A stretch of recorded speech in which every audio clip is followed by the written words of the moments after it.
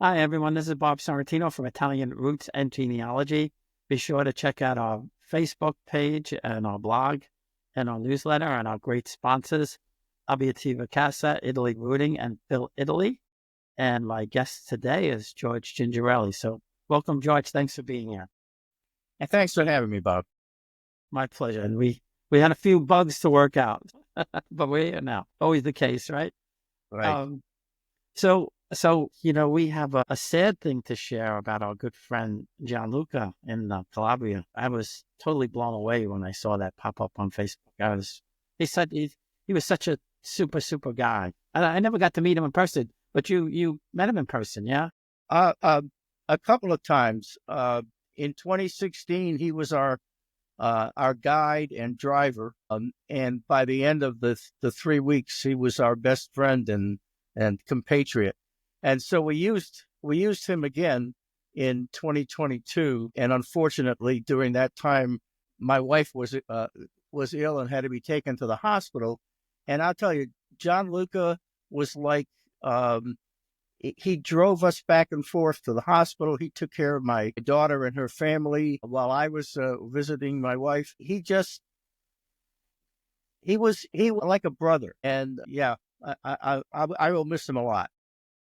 No, I'm sure, and it was just quite a sudden thing. And I think he's got at least a young daughter, right?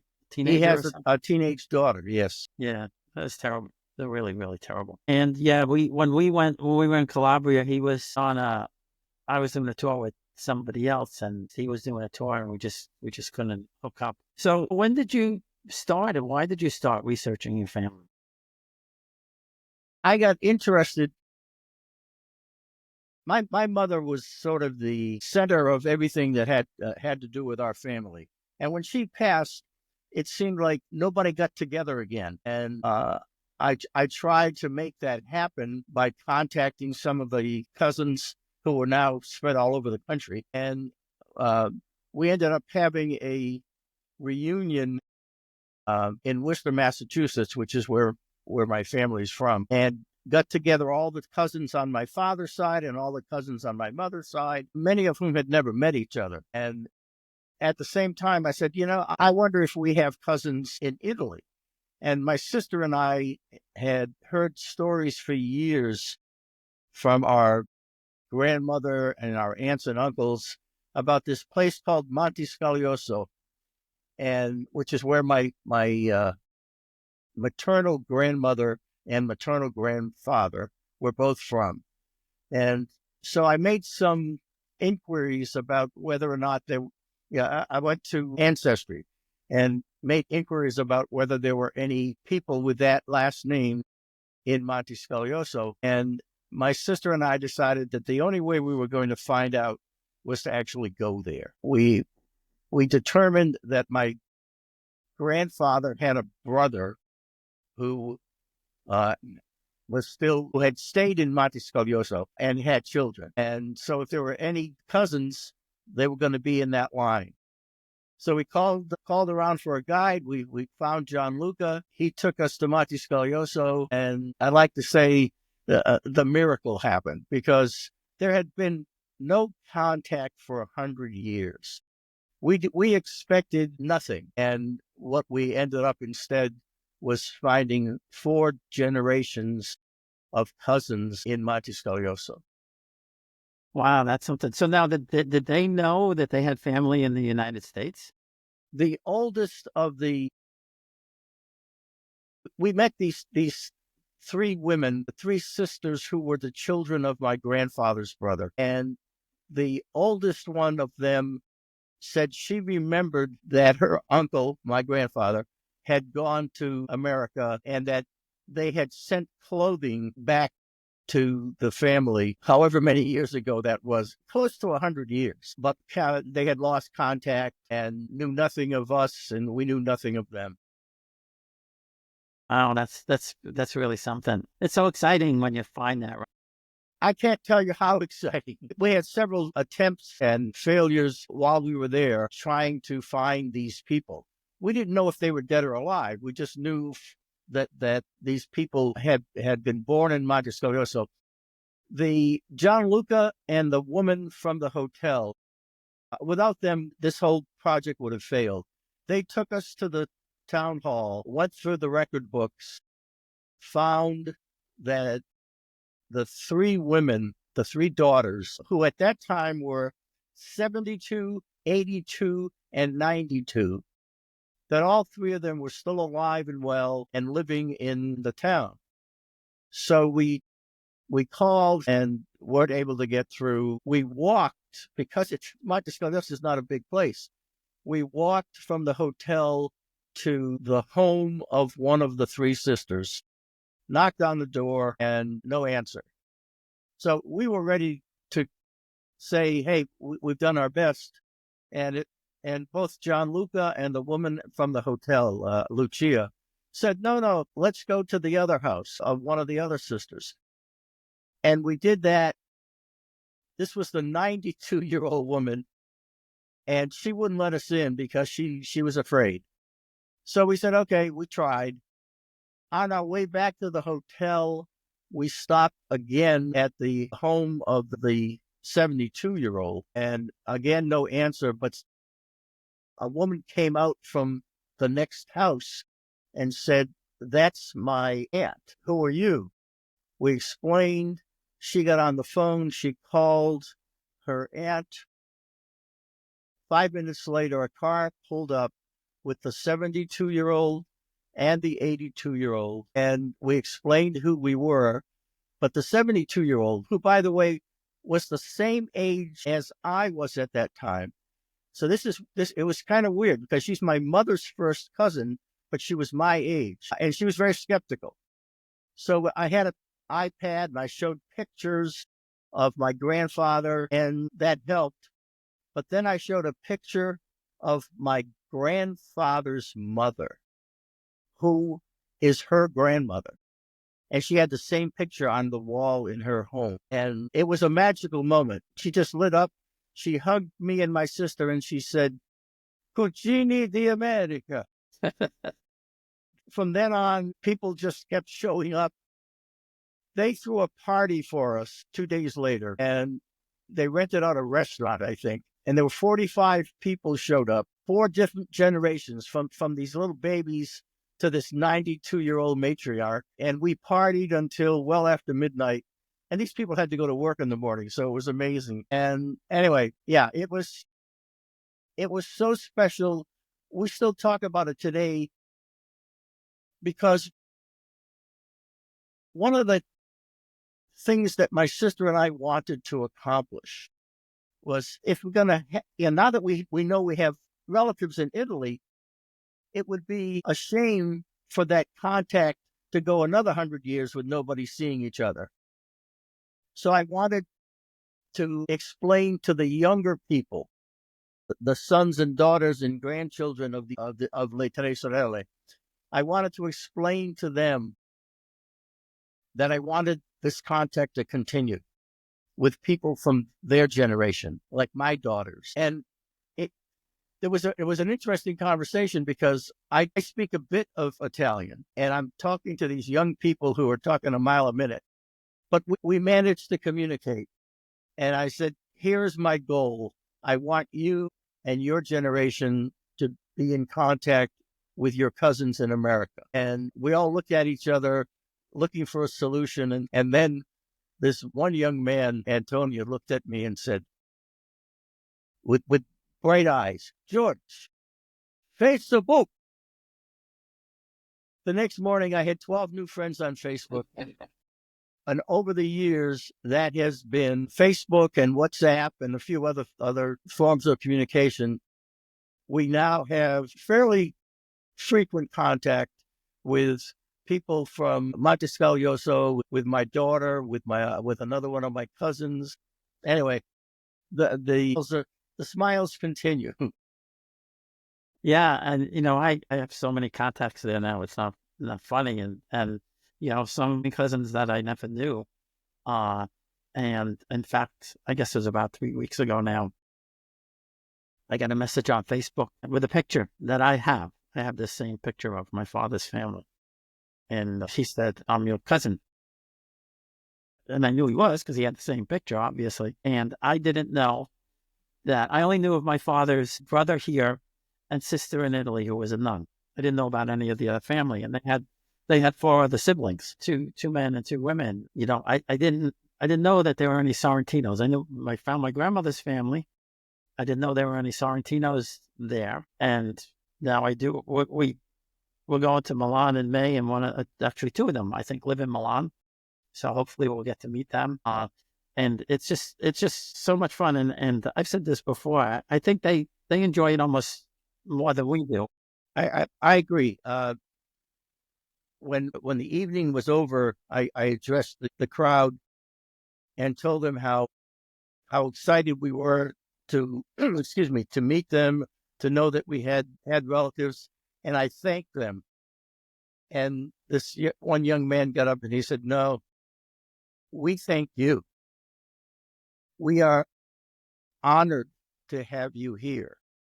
And at first I thought that was really a strange comment, but what was finally clear is that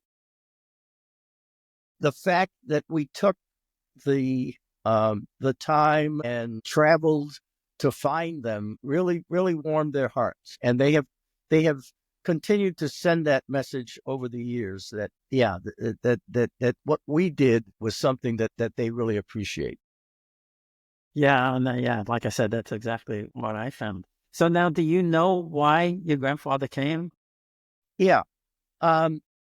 He came over right after the turn of the century. It was during the Italian diaspora when so many people from southern Italy emigrated and ended up in Europe, other parts of Europe, but so many came to the U.S. And a lot of them settled in places like New York and Massachusetts.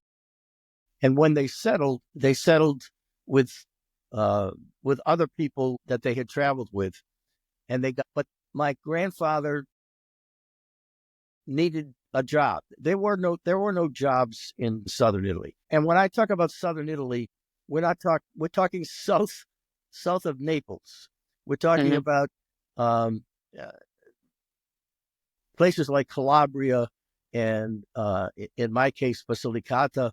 These people not only didn't have jobs, but after Italy became a country in 1861, when the country unified, all the power and all the money was north, and no money seemed to filter its way down to the south. And the bottom line is there were no jobs, and people like my grandfather left to find work, and he did. He came to Worcester, Massachusetts, and got a job hauling in the winter and ice in the summer. And that was his job. And he managed to raise a bunch of children, and I'm here. My mother's father was an iceman. And people don't realize what kind of job that was, especially in New York City, because they used to carry them up 100 pounds on their back up 5 flights of stairs. Same here. He lived in a 3-story tenement, and that's where he delivered ice to all of those. Yeah. I don't know.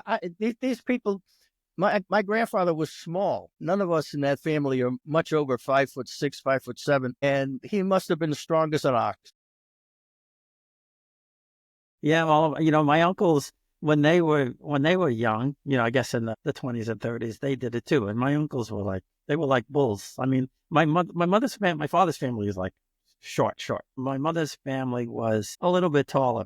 In fact, a couple of my uncles were probably close to 6 foot, but they were like bulls. I mean, they were really strong guys, and they were like, I always tell people I had, besides my parents, I had 8 other sets of parents, because my mother's brothers and sisters, they were like our parents, growing up back then. And you didn't dare get out of line with them. Yeah, I didn't. My grandfather's siblings, as we know, one of them stayed in Montescaglioso.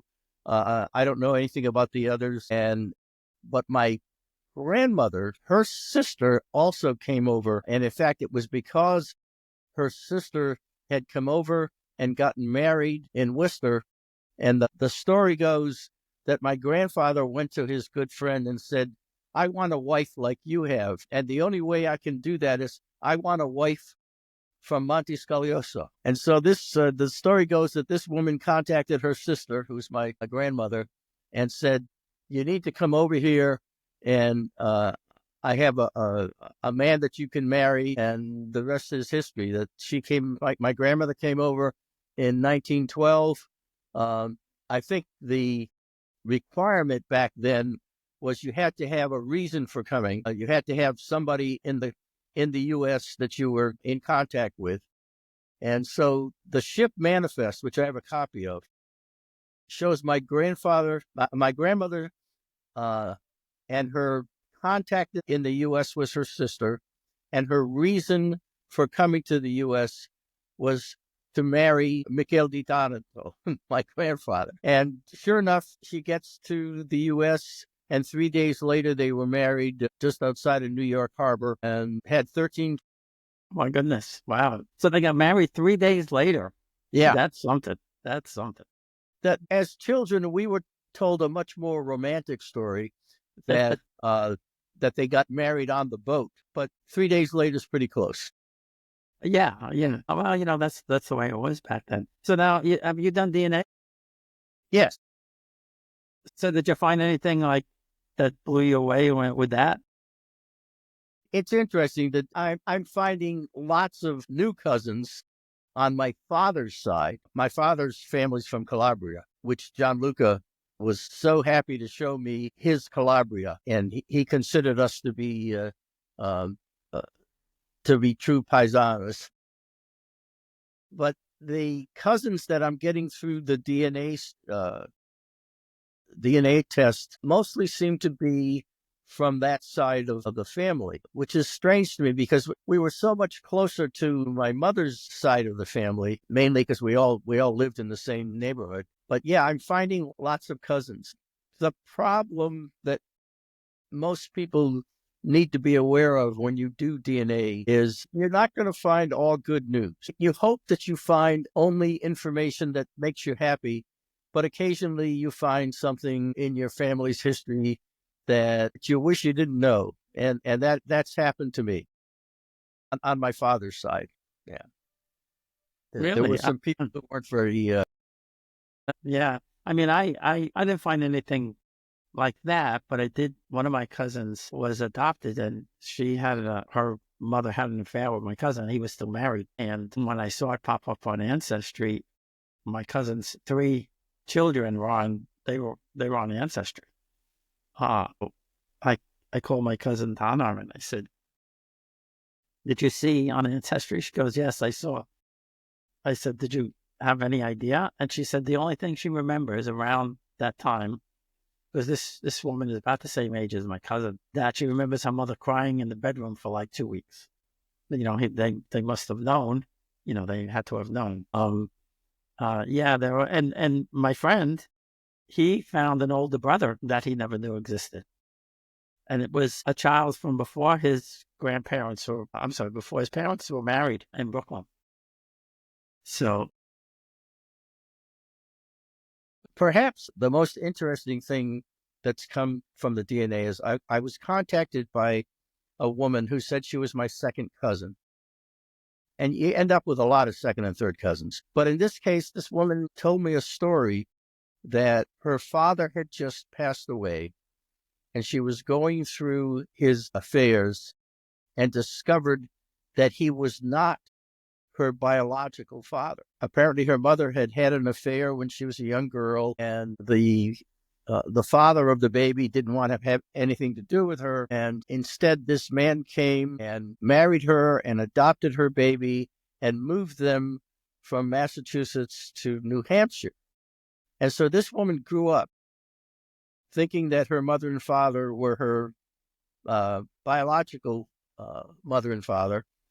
And she was 70 years old when she found out that her father was not her biological father. And so through DNA, figured out, she figured out who her biological father was.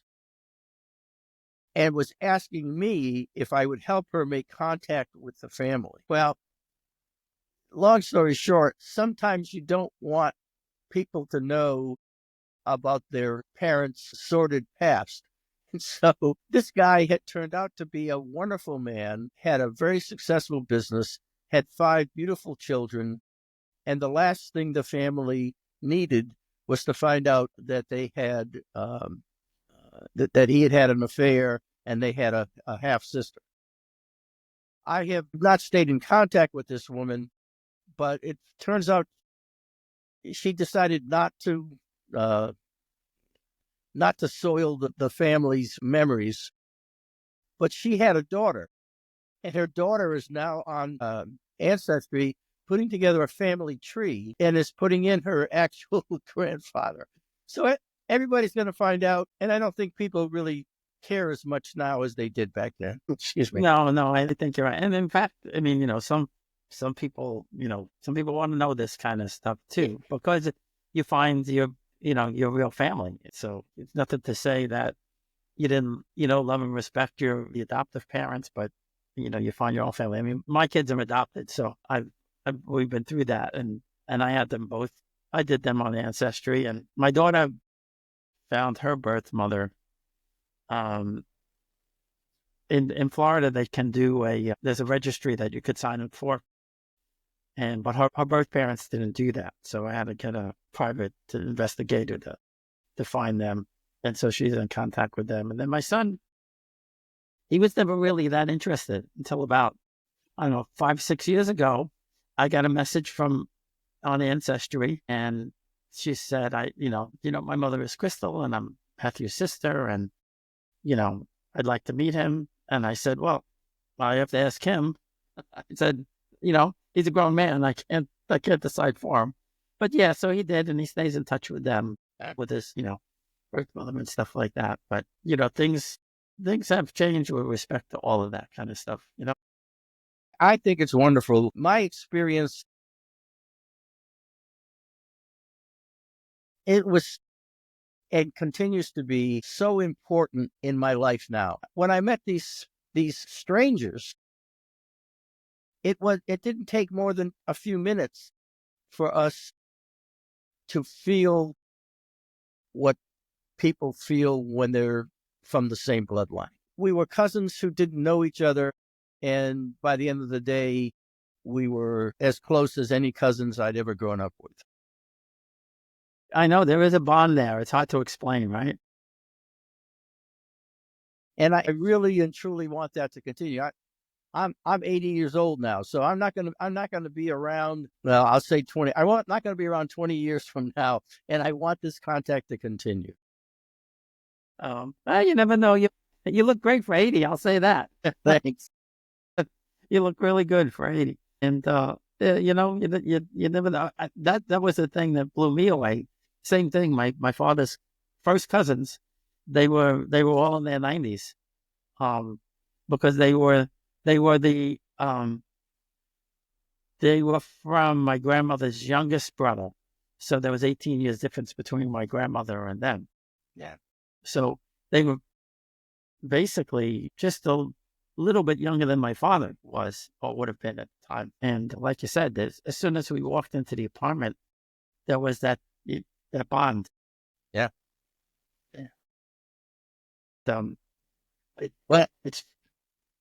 Having met them and having, especially, I keep using that phrase, Georgerelli, because my mother was one of 3 sisters, and here there were another set of 3 sisters. And as I mentioned, at the time, they were 72, 82, and 92. So the 72-year-old is now 80, like I am. The other 2 finally passed away, but only recently. So there's definitely longevity in the Di Taranto family. Yeah. So Di Taranto, are they from Taranto originally? Do you know? Yeah. What we found out when we went to the town hall is there are an awful lot of people with that last name. And the reason is, as one of your participants recently was talking about, he wrote a couple of books about the origin of Italian names. Well, this is a perfect example. Those people are from Basilicata, which is Montescaglioso, is very close to the Gulf of Taranto, and their last name is Di Taranto because they're all from there. Di Taranto is like Smith in Montescaglioso. So you see people with that last name marrying other people with that same last name, and they're not that they're not related. They're just all from the area around Taranto. Oh, yeah, I have cousins. I have cousins there, in Taranto. They're from one of my grandmother's brothers. He was an admiral in the Italian Navy. There's a big Navy base in Taranto. Yeah. Nice Have you city. been there? Yeah, we were there last year. Did you go to Matera? We went to Matera last year too. Yeah. Yeah. I could live there. I'll tell you, the place that we love more than any place was Sheila. I don't know if you've been to Sheila. No, it was on our list when my wife got ill. I ended up spending. She was in the hospital for 3 weeks in Matera, and it was amazing how good the care was. They pretty much saved her life. But while she was in the hospital, I was living in Matera, thanks to Gianluca finding me a B&B, and I just fell in love with the place. Yeah, it's a cool place. It's really a neat place for sure, and it's amazing that there were people living in caves up until the 60s. Yeah. John Lucas took us when we first visited there in 2016. He took us through the caves and the churches and whatever. And one of the things about that man that people will miss, he wasn't just a guide. He was a historian. He was a storyteller. He made you understand how important what you were looking at, how important it was, what the history was. And he had a passion, especially in Calabria, but also when we were in Matera. Yeah. And I sensed that too. Like I said, although we never met him, I sensed that he had a great passion for Calabria. Did he tell you his grandmother's story about how God created Calabria? Yes. A great story. That was such a great story. Yes. So you had to live there for 3 weeks and under not pleasant circumstances, I suppose, right? Yes. Yeah, that's great. Did you have insurance to cover everything? I always get the insurance to make sure we cover everything. I hesitate to say this out loud because we have never received any charges. Really? What I found out is if you're involved in an emergency situation, which this was, an ambulance had to come and get her, et cetera, they never asked us for any insurance information. They just took care of her. She saw 5 or 6 different doctors. We have all the records, but nobody ever asked us for a dime. That's fantastic. That's great. Yeah. It's been 2 years, and every time I open the mailbox, I keep waiting. Waiting for that charge to show up. Well, I guess if it hasn't shown up by now, it's not going to show up at all. But who knows if Gianluca or someone didn't have something to do with that also? You never know. Yeah, that's super. Like I said, we always get the insurance just in case. Yeah, which I think is a really good idea, and we certainly will forevermore. Yeah, going forward for sure. And the first trip we had, my daughter's a nurse, so the first trip that we went 2 years ago, my daughter was there, so I figured at least we have a nurse traveling with us. So that's one good thing to have a medical professional in the family. And now she's in the last stage of she wants to be a nurse practitioner, a psychiatric nurse practitioner. And I don't know why she wants to be a psychiatric nurse practitioner, but that's what she wants to do, right? So, well, George, this has been certainly a lot of fun, great stories, and reminiscing about the great guy, for sure. Yeah. And I really appreciate what you are doing. I'm very proud of my Italian heritage. I've been involved in some Italian American organizations here in the Las Vegas area. And one of the things we keep preaching is the importance of having the generations that follow us understand their heritage, appreciate their heritage, and honor their heritage. And I think what you're doing is a big part of that. Well, thanks. And, I was never part of an Italian American organization until last year. My brother joined one in Florida, and great bunch of guys, and they contribute, $100,000 a year for scholarships, and they, give back to the community in so many different ways. And, it's really great. And they made me the chairman of the cultural committee. So there you go. I got a job. But it's my passion, and I think they sense that. That's why they did it. Yeah. Yeah, there's an Italian American club here because it's Las Vegas. The history of the Italian American organizations includes some pretty neat names like Frank Sinatra, and they trade on that a lot. But there's also a couple of organizations that raise scholarship money for Italian American kids, and that's all good stuff. Yeah, no, it is. It is. Well, thanks again. I appreciate it. And don't go away. I'm just going to stop the recording.